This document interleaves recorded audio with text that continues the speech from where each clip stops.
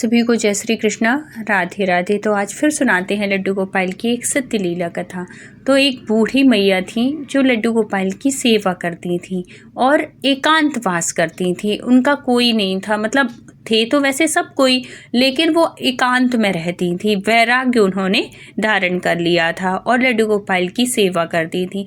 लेकिन उनका नियम था कि वो जब कार्तिक आता था तो वो कार्तिक के पूरे महीना गंगा स्नान करती थी, और अगर किसी कारणवश पूरे महीना ना कर पाएँ तो ये जो लास्ट के भीम पंचक होते थे वो 5 दिन का उनका नियम होता था कि वो स्नान करेंगी, गंगा स्नान करेंगी।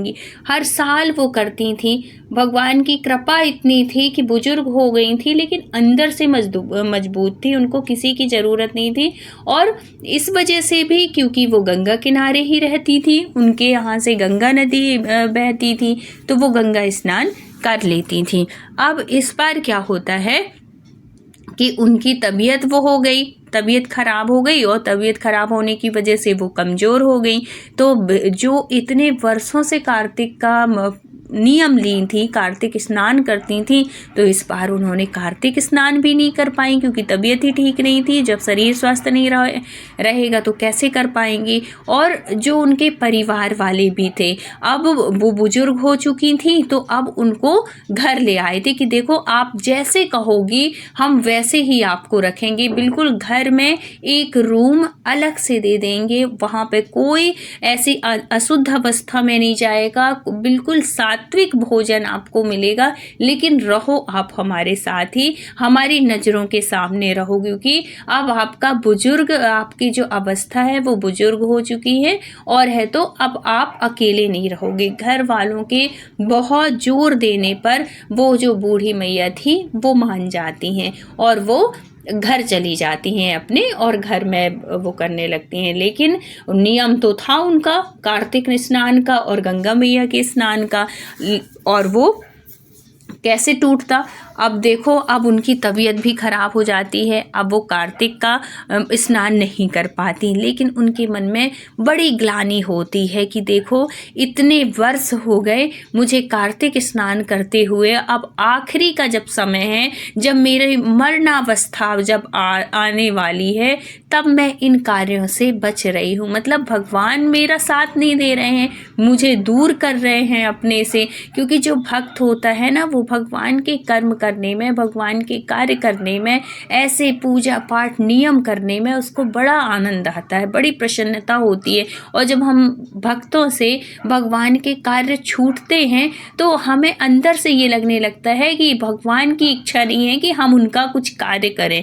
तो ऐसे ही वो बूढ़ी मैया के मन में आ रहा था, अब नहीं मेरे से सेवा लेना चाहते, वो नहीं चाहते मैं उनकी कोई सेवा करूं, इसीलिए ऐसा कर रहे हैं, इसीलिए मैं बीमार पड़ रही हूं, इसीलिए मैं मेरे से पूजा पाठ छूट रही है। लेकिन हे गंगा मैया, मैं आपके दर्शन करने जरूर आऊंगी, हे गंगा मैया मैं आपके स्नान करने जरूर आऊंगी, और कोई कराए चाहे ना कराए, मेरा कन्हैया है ना, मैं उसकी पूरा जीवन सेवा की हूँ, तो अब मैं, मेरा बुढ़ापे का शरीर है, अब वो मेरा ध्यान रखेगा। देखो, जब भक्त और भगवान के जब इस तरीके से जब वार्तालाप होती है ना, तो भगवान को भी मजबूर हो जाते हैं, भगवान को भी आना पड़ता है अपने भक्त के पास, उनके बुलाने पे आना पड़ता है, क्योंकि भगवान हमेशा भक्त के बस में है। भक्त की इसी करुण पुकार के लिए वो तरसते हैं। भगवान कहते हैं मैं गरुड़ छोड़ के भागता हूँ। जब गज को ग्राह ने पकड़ा था, तो जब गज ने पुकारा था भगवान को, हाथी ने जब पुकारा था, तो भगवान अपना गरुड़, जो कि इतनी तीव्र गति से चलता है, गरुड़ के से तेज कोई नहीं चलता, उसको भी छोड़ के भगवान इतनी तेज, इतने मतलब पलक झपकते उसके पास आए थे। तो भगवान तो हर पल खड़े रहते हैं कि कोई भक्त मुझे इतने आर्द्र भाव से, इतने दीन भाव से कोई बुलाए, तो कोई पुकारे, तो मैं तो आने को तैयार हूँ। इसलिए भगवान की सेवा में ना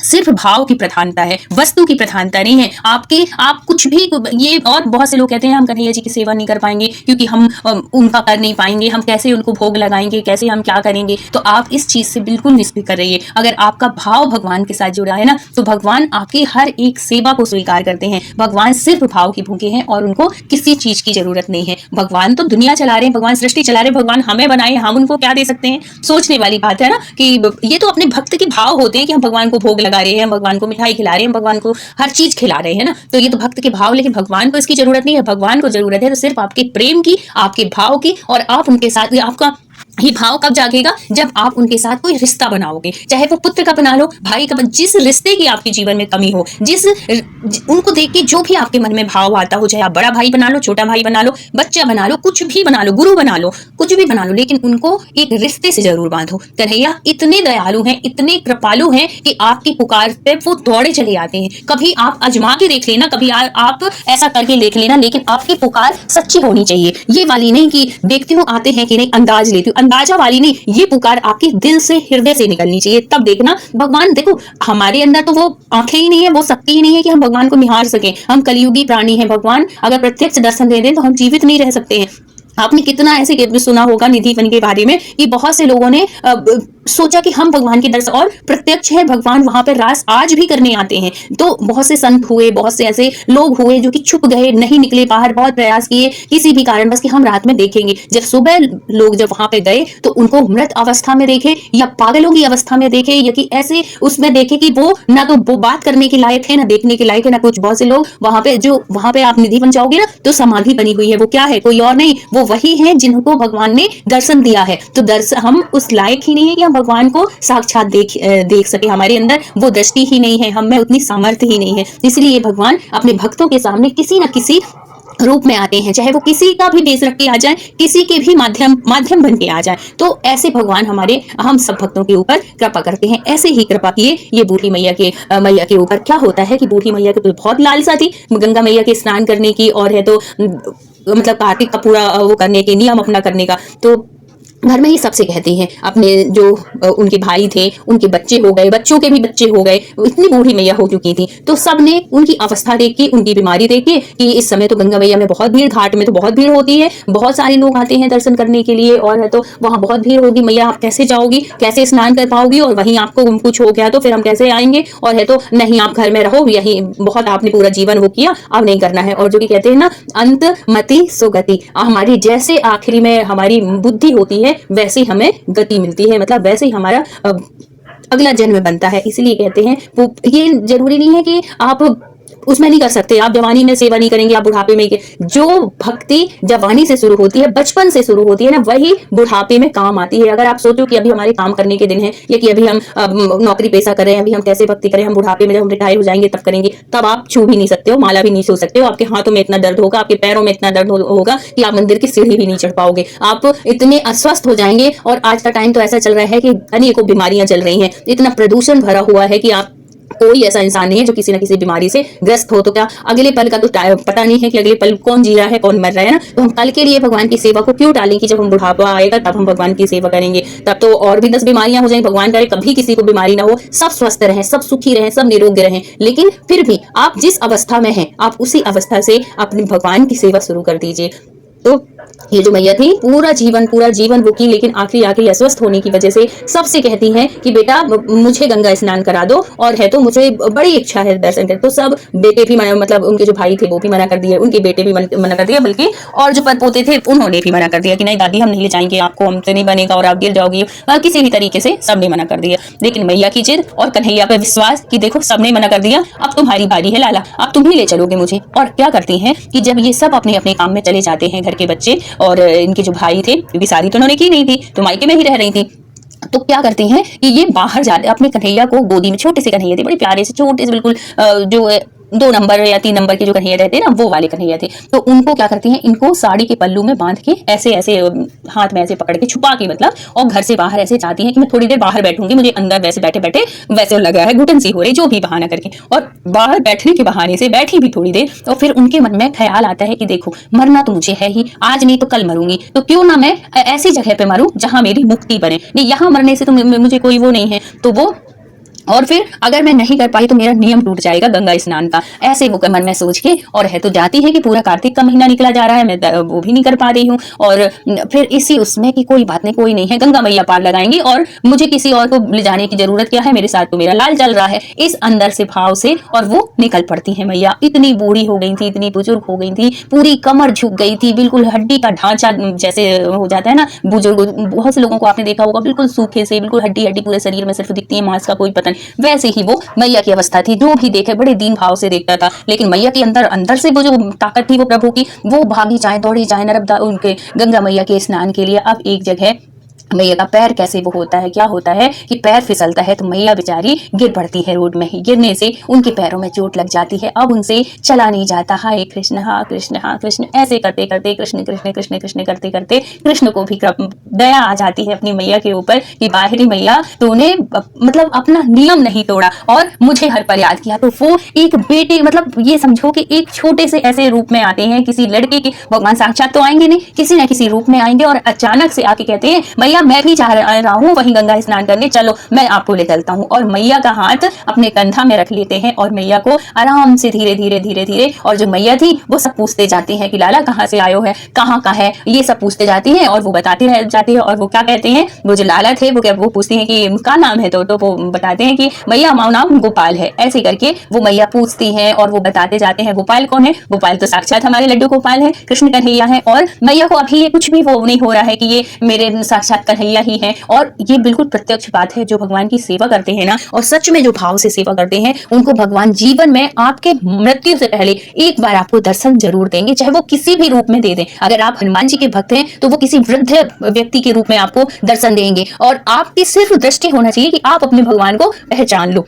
अगर आप बाल रूप में कन्हैया के दर्शन करते हैं तो वो उनको इसी तरीके से आपको दर्शन होंगे। लेकिन कहते हैं बड़े बड़े साधु संत कहते हैं कि भगवान जीवन में एक बार जो सच्चा भक्त होता है उसको दर्शन जरूर देते हैं, उसके जीवन को कृतार्थ करते हैं, उसके जीवन को धन्य करते हैं। और जिस भक्त को भगवान के दर्शन हो जाए वो तो साक्षात निकुंज में उसको स्थान मिलता है। तो हे कन्हैया हम सबके ऊपर ऐसे ही कृपा करना लाल, और सबको दर्शन देना, किसी न किसी रूप में जरूर दर्शन देना। और दर्शन जब देना तो इस बात का एहसास करा देना कि आप हो, आप ही हो, जिसमें हम जी भर के आपको निहार सकें और देख सकें और इस छवि को अपनी नजरों में बसा लें मेरे लाल। ऐसे कृपा सबके ऊपर करना। तो वो जो थे लाल जी, गोपाल जी जो थे, वो अब मैया को लेके जाते हैं बड़े प्यार से और कहते हैं कि मैया जानती है मैं कौन हूँ। तो वो कहती है कि नहीं लाला हम तो नहीं जानते कौन हो। तो फिर बाद में वो कहते हैं उनका जो नाती था, मतलब बेटे का जो बेटा था, उसका बोलती है कि मैं उसका दोस्त हूँ। ऐसे वो करके बताते हैं कि मैं उसका दोस्त हूँ। और है तो मैया को लेके जाते हैं। उसका दोस्त क्यों कहते हैं, क्योंकि वो जो था ना, ये मैया के जो लड्डू गोपाल थे तो उसकी सारी सेवा की तैयारी, उनको जल लाना, उनके लिए फूल लाना, उनके लिए सब कुछ। और वो जो बच्चा था वो कन्हैया को हमेशा, जैसे एक बार ऐसी कुछ बात लगी तो कन्हैया को मैया ने कह दिया उस